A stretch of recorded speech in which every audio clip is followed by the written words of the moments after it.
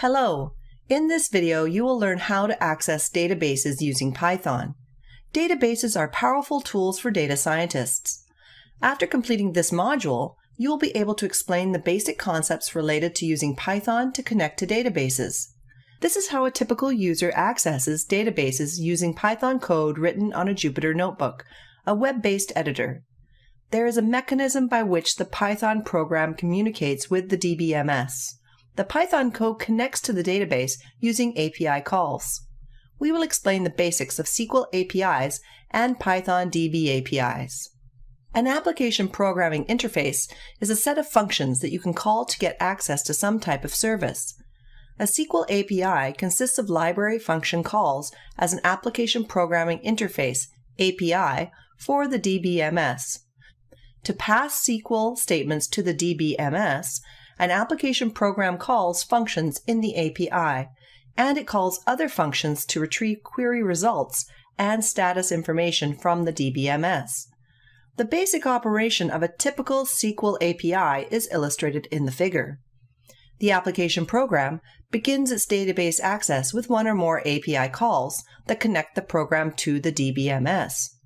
To send a SQL statement to the DBMS, the program builds the statement as a text string in a buffer and then makes an API call to pass the buffer contents to the DBMS.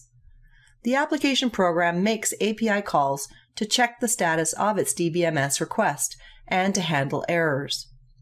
The application program ends its database access with an API call that disconnects it from the database.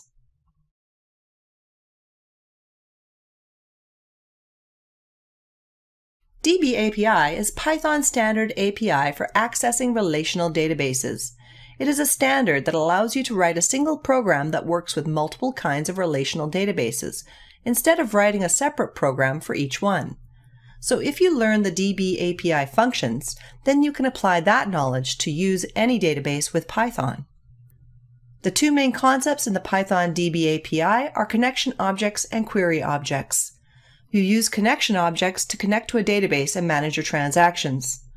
Cursor objects are used to run queries. You open a cursor object and then run queries. The cursor works similar to a cursor in a text processing system where you scroll down in your results set and get your data into the application. Cursors are used to scan through the results of a database. Here are the methods used with connection objects. The cursor method returns a new cursor object using the connection. The commit method is used to commit any pending transaction to the database. The rollback method causes the database to roll back to the start of any pending transaction. The close method is used to close a database connection. Let's walk through a Python application that uses the DB API to query a database. First, you import your database module by using the connect API from that module. To open a connection to the database, you use the connection function and pass in the parameters, that is, the database name, username, and password. The connect function returns a connection object. After this, you create a cursor object on the connection object. The cursor is used to run queries and fetch results. After running the queries using the cursor, we also use the cursor to fetch the results of the query. Finally, when the system is done running the queries, it frees all resources by closing the connection.